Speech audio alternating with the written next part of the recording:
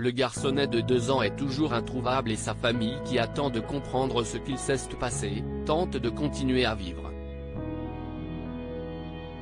Silencieux, secrets, les membres du clan s'autorisent tout de même un moment de normalité, pour le bien de la petite sœur d'Émile. Voilà 18 jours que le petit Émile, 2 ans, a disparu du Haut-Vernay où il était sous la surveillance de ses grands-parents. 18 jours qu'on le cherche et qu'on ne trouve rien. De drones et des chiens spécialisés dans la recherche de restes humains ont même été déployés dans le village bouclé jusque fin juillet. Là-haut, l'ambiance est lourde, très lourde, et les proches du petit Émile tentent tant bien que mal de continuer leur vie. Selon les habitants du hameau qui ont parlé aux Parisiens, le clan aujourd'hui tristement célèbre se niche dans la maison familiale des grands-parents. La randonnée est leur seule et unique sortie. Enfin. Presque.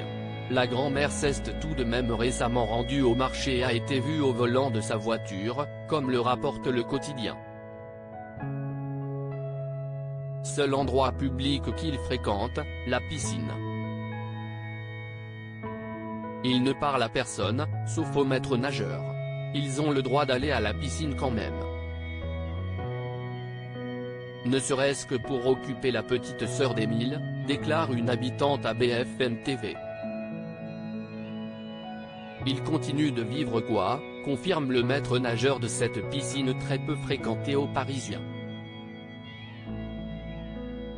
Continuer de vivre, oui, mais dans une ambiance bien sombre, et pas que pour la famille.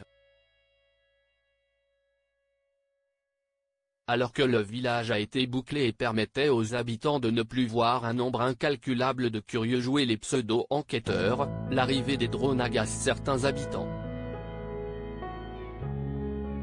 Déjà à cause du bruit qu'ils font mais aussi car ils donnent l'impression d'être épiés, tout le temps. Et puis, il y a l'ambiance qui est mauvaise, sombre, avec ou sans drone. L'atmosphère n'est en effet pas bonne au Vernay. Ça ne donne pas envie d'y être, clame une habitante. Certaines familles qui possèdent une résidence secondaire ont d'ailleurs fait le choix de ne pas passer leurs vacances là-bas. L'ambiance risque peut-être de bientôt changer, et pas forcément de façon positive. En effet, pour la tranquillité des habitants, le village a été bouclé jusqu'à la fin du mois.